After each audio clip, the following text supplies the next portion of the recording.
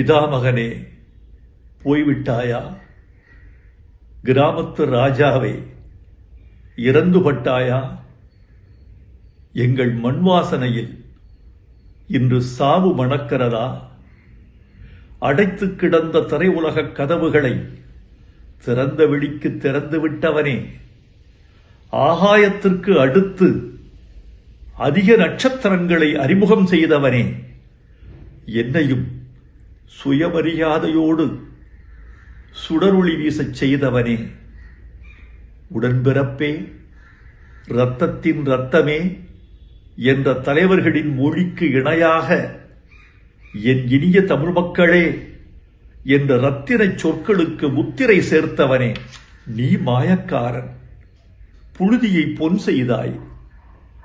சினிமாவின் நிறம் வெள்ளையென்று இருந்ததை கருப்பென்று மாற்றிய கலையாளன் நீ.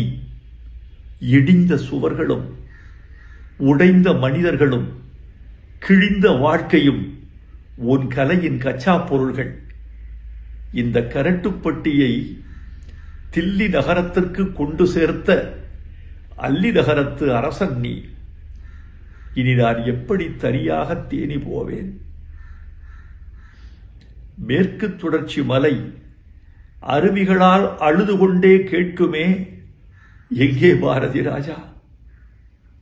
கத்தாழங்காட்டு கரிச்சான் கேட்குமே, எங்கே பாரதி ராஜா?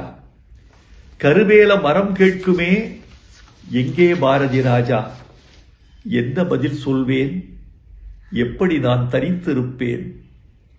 நீ தூரிகை, நான் வண்ணம். நான் தூரிகை, நீ வண்ணம். தூரிகை இல்லாமல் வண்ணமும், வண்ணமில்லாமல் தூரிகையும் என்னத்துக்காகும்? நீ அறிவாள், நான் கைப்பிடி.